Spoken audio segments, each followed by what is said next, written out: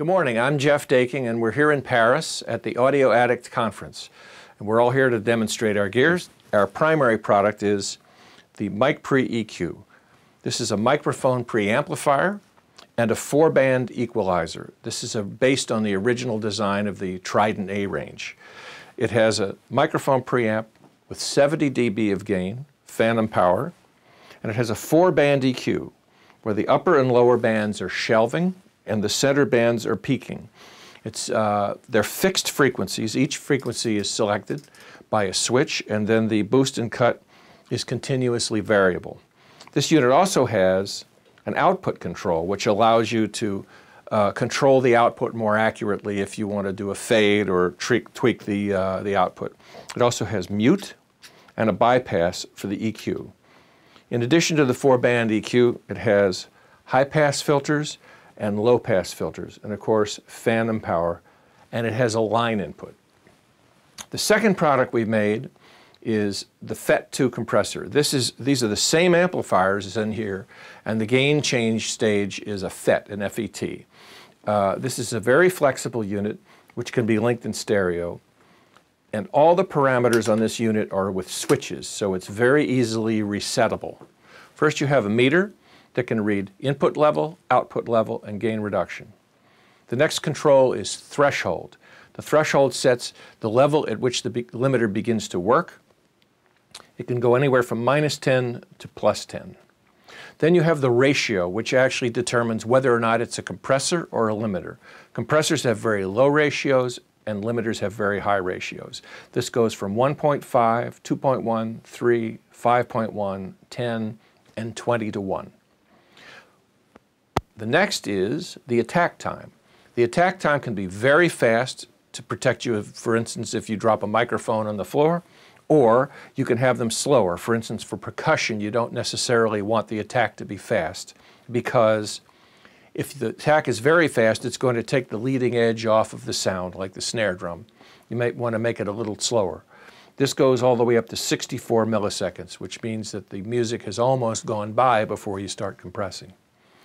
In the release time, we have 3 types of release times. We have single time constant of 0.5, 1 second, and 1.5 seconds. Then we have 2 dual time constant ones. This is the 4th position is the release time of the Neve 33609 in auto. The next is the A&D Compact Stereo 760, and that's the auto position. Then we have 5 and 6 of the Fairchild, which are extremely slow. So basically it goes from fast to slow. And then of course we have to have makeup gain. In this case it goes from 0 to 11. We've been making this for about 16 years. It's one of our standard units. Now this one is the FET2, FET3. This is a stereo version of 2 FET2s. And it's a little different in that the FET2 has transformers in and out. The FET3 is differential in and out. And because some people say, well, I don't like the switches. Some people like the switches because they're very repeatable. Some people don't like them. Well, what if I want to get in between?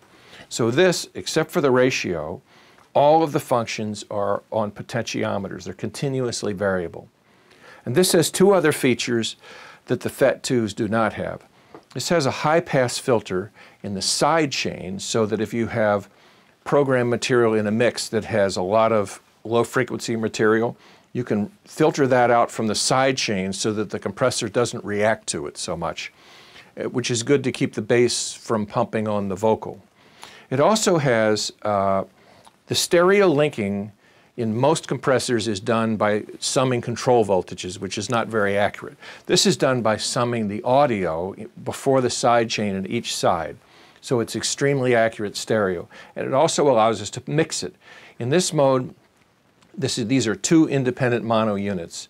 In this mode, it's in full stereo link. But you also have the ability to put it anywhere in between. You can make the stereo linking completely adjustable from left to right.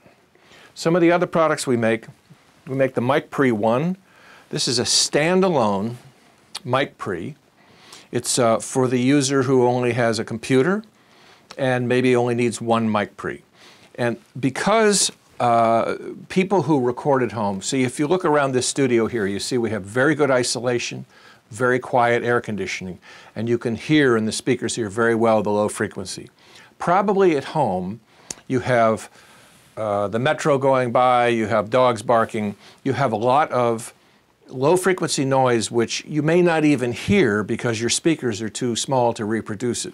And that in digital records a lot of clutter in the bottom of your recording.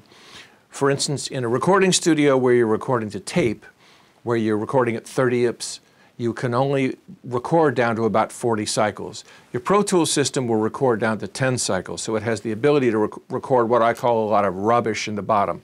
So in this mic pre, we put in a high-pass filter that's continuously variable from 10 to 200 cycles. And by using that, you can eliminate all this garbage that's in the bottom of your recordings, especially if you're recording vocals or guitars, things like that, which don't really have much low frequency. You don't have to have any of that.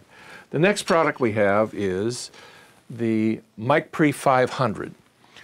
And the Mic Pre 500 is exactly the same mic pre as the Mic Pre 1. It has the same guitar input and the same high-pass filter.